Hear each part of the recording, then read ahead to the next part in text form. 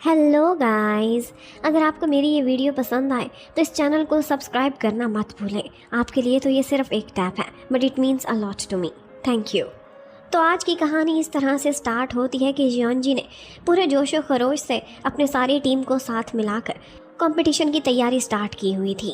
वो कहती है कि हम सबसे ज़्यादा ध्यान अपनी लास्ट डिश पर देंगे, क्योंकि अक्सर लोग लास्ट डिश पर फोकस नहीं करते, तब तक थक जाते हैं। लेकिन लास्ट पकवान का ही वो टेस्ट होता है जो जज को आखिर तक याद रहता है और उसी की बिना पर फैसला होता है। इसलिए हम अपनी तैयारी उल्टी शुरू करेंगे। इसके साथ साथ उसकी दूसरी स्ट्रैटेजी ये थी कि उसने मांस को कुछ इस तरह से पकाना है कि उसके अंदर इंग्रेडिएंट्स की खुशबू भी रहे और वो अच्छे से रसीला सा पके। और ये सब पॉसिबल करने के लिए उसे एक प्रेशर कुकर की ज़रूरत थी। उस ज़माने में तो ये था नहीं, तो सारे लोग काफ़ी हैरान हो जाते हैं और कहते हैं कि ये कैसे पॉसिबल है। हम लोग एक नया बर्तन कैसे ईजाद कर सकते हैं? हम लोग तो रसोइये हैं, हम कोई लोहार तो नहीं। लेकिन जियोंजी भी कहाँ हार मानने वालों में से थी। वो कहती है कि ये बर्तन तो मैं बनवा के ही रहूँगी, चाहे मुझे जहाँ तक मर्जी जाना पड़े। अब उसके बाद हमें दूसरी टीम को दिखाते हैं, जो कि मिंग डायनेस्टी की टीम थी। वो लोग भी अपनी तैयारी में काफ़ी सीरियस नज़र आ रहे थे और उन्होंने ये बात अपनी इज्जत पर ली हुई थी कि यहाँ पर इनको हरा कर ही जाना है। जियोंजी जब अपनी टीम के साथ तैयारियां कर रही थी तो प्रिंस जैसन भी उस पर नज़र रखे हुए था, लेकिन उस टाइम पर किसी को भी अंदाज़ा नहीं था कि वो एक गद्दार है। अब जब जियोंजी अपनी स्ट्रैटेजी डिस्कस कर रही थी तो इतनी सीरियस थी कि राजा को उस टाइम पर बहुत ही सुंदर लग रही थी। वो भी पर्दे में एक सुराख करके चोरी चोरी उसे देख रहा था। लेकिन यहाँ पर जियोंजी को शक होता है तो वो तुरंत ही छुप जाता है। वो नहीं चाहता था कि वो उसे इस तरह से देखे। अब नेक्स्ट डे वो राजा के पास जाती है और उससे कहने लगती है कि जब मुझे कोई ये बर्तन तैयार करके देगा तभी हम ये कंपटीशन जीत सकते हैं। लेकिन जी हियोन हैरान था कि मैं कहाँ से बनवाऊँ। वो कहता है कि मेरी हथियारों की फैक्ट्री है, क्यों ना वहाँ ले जाऊँ, शायद कोई बना सके। लेकिन उसका कहना था कि नहीं, ये इस तरह के लोग लोहार नहीं बना सकते, बल्कि ये कोई ऐसा आदमी होगा जिसका माइंड इनोवेटिव टाइप का होगा। एक्चुअली उसने हिस्ट्री की बुक्स में किसी के बारे में पढ़ा था और उसका नाम था जंग चोसन। वो उस ज़माने में बहुत ही स्मार्ट कुछ साइंटिस्ट टाइप की हरकतें करता था। उसी का पता उसे चाहती थी, लेकिन वो लोग तो उसे जानते नहीं थे। इतने में यूनज को कुछ याद आ जाता है। कहता है इस फैमिली का नाम मैंने सुना, इसके एक अंकल की डेथ हुई थी। वो भी बहुत स्मार्ट था, उल्टी सीधी हरकतें करता रहता था। एक दफ़ा तो उसने धमाका कर दिया था और उसे सज़ा भी मिली थी। वो कहती है हाँ बस ठीक है, इसी की डिसेंडेंट के पास मुझे लेकर जाओ। और ये सुनते ही जी हियोन कहता है कि मैं भी तुम्हारे साथ जाऊंगा। जियोंजी को कुछ स्पेशल इंग्रेडिएंट्स भी चाहिए थे, वो लेने के लिए उसे उसी एरिया में जाना था। पर जब जी हियोन उसके साथ जाने की जिद करता है तो यूनज कहता है कि इस टाइम पर बहुत ही इंपॉर्टेंट टाइम चल रहा है।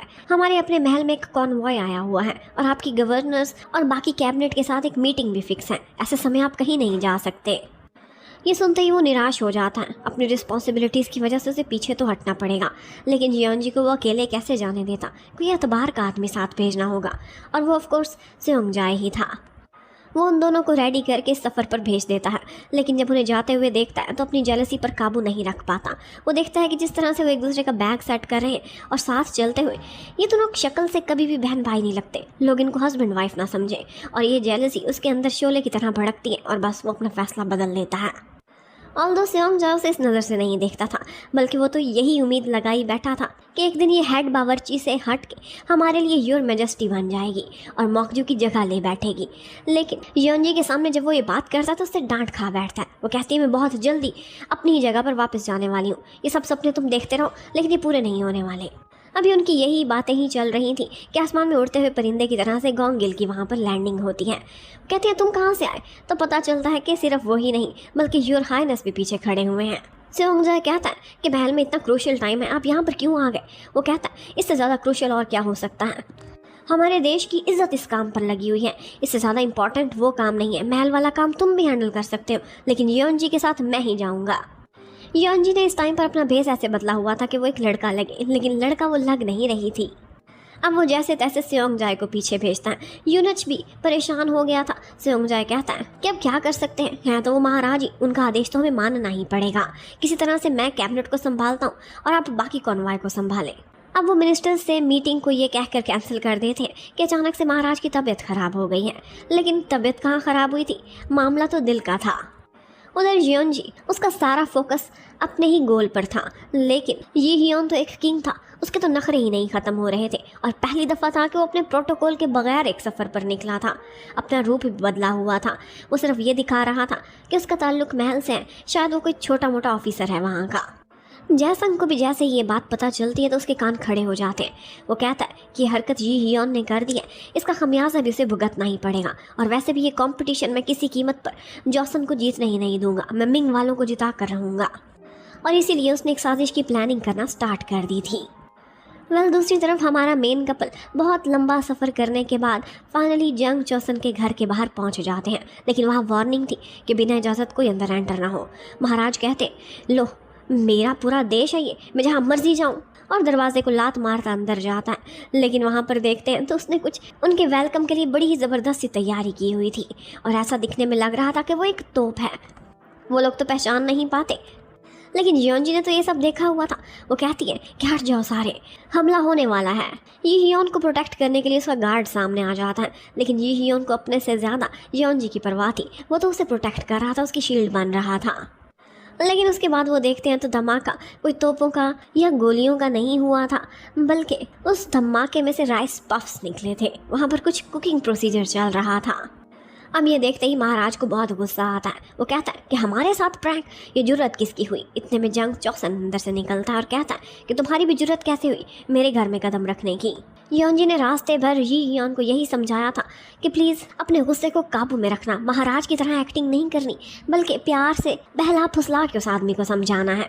लेकिन वो क्या करता, उसका तो गुस्सा हमेशा ही खोलते हुए पानी की तरह से तैयार रहता था। वो कहता है क्या तुम्हें अपनी गर्दन उड़वानी है, हम महल से आए हैं। वो बोलता है देख रहा हूँ तुम लोगों के कपड़ों से अंदाज़ा हो गया है कि तुम कोई गवर्नर या फिर मंत्री हो। पहले पता होता तो यहाँ चावलों की जगह तीर भर देता। उसके रंग ढंग अंदाज से साफ पता चल रहा था कि उसे शाही लोगों से कितनी नफरत है, और यही वो दिखा भी रहा था। लेकिन जियोनजी को एक चीज़ से मतलब था, और वो ये था कि उसने जो यहाँ पर कैनन तैयार की हुई थी उसमें वही साइंस लगती थी जो कि प्रेशर कुकर में लगती है। उसे पता चल गया था कि मैं ठीक जगह पहुँच चुकी हूँ, बस इसे बनाना अगला काम है। पर वो कहाँ मानने वाला था। उन्हें अपना तीरों का सिस्टम दिखाता है और कहता है कि ये चलाऊं या फिर यहाँ से दफ़ा होते हो।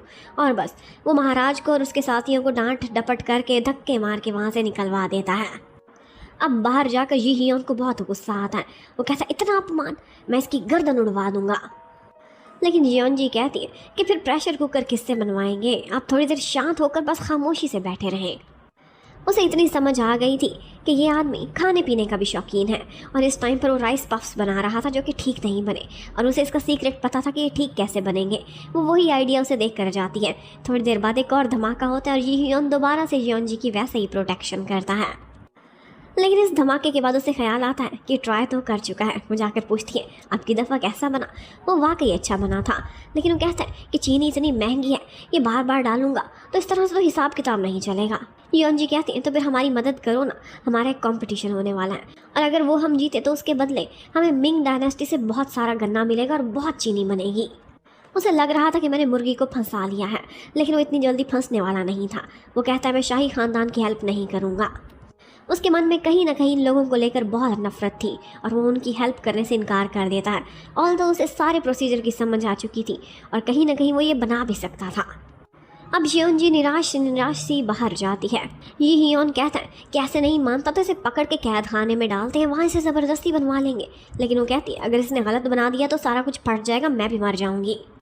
जबकि उधर मॉकजू को दिखाते हैं वो काफ़ी जेलस थी, लेकिन उसकी असिस्टेंट कहती है कि हो सकता है वो जियोनजी के साथ इसलिए गए हो क्योंकि इतना बड़ा कंपटीशन है और देश का सारा फ्यूचर इसी कंपटीशन पर ही तो डिपेंड करता है, वरना मुझे नहीं लगता उन्हें जियोनजी में ज़्यादा इंटरेस्ट होगा। आपकी ब्यूटी के सामने उसकी क्या औकात। साथ ही साथ उसे गोंग गिल के बारे में भी कुछ पता चलता है। उसकी सिस्टर थी जिसका नाम ओकदा था और उसी की वजह से वो आजकल महल के इर्द गिर्द मंडलाता है। इस ओकदा के मर्डर के पीछे कहीं ना कहीं मॉकजू का हाथ है, तभी तो वो इतनी डरी हुई नजर आती है ओकदा का नाम सुनते ही। जबकि उधर राजमाता और उसके साथ साथ ये हियोन की स्टेप मदर्स वो सब यही गॉसिप्स कर रही थी कि लगता है चीफ कुक पर हमारे महाराज का दिल आ गया है, तभी तो इस सफ़र पर स्पेशली उसके साथ गए हैं। लेकिन राजमाता सारों को डांट कर चुप करा देती है। उधर जियोनजी सफ़र में थक हार कर सो रही थी। ये हियोन उसे देखता है तो उसे उस पर बहुत प्यार आता है। वो काफ़ी देर तक उसे देखता रह जाता है। उसी समय शाही रसोई में गिलगम की शामत आई हुई थी। कुक माई उसे बहुत गुस्सा आ रहा था। वो बार बार उसकी कटिंग को परफेक्ट बनवाना चाहता था और इसीलिए बेचारी के हाथ भी काफ़ी दफ़ा कट चुके थे और डांट भी उसने बहुत खाई थी। जबकि उधर फूशियो वो अभी कुछ प्लानिंग करने में लगी हुई थी। दूसरी टीम की शेफ वो जैसन के पास जाकर कुछ मीटिंग कर रही होती है गड़बड़ी कराने की। और इसी के साथ ये पार्ट खत्म होता है। नेक्स्ट क्या होगा ये देखने के लिए आप मेरे चैनल को सब्सक्राइब कर लें।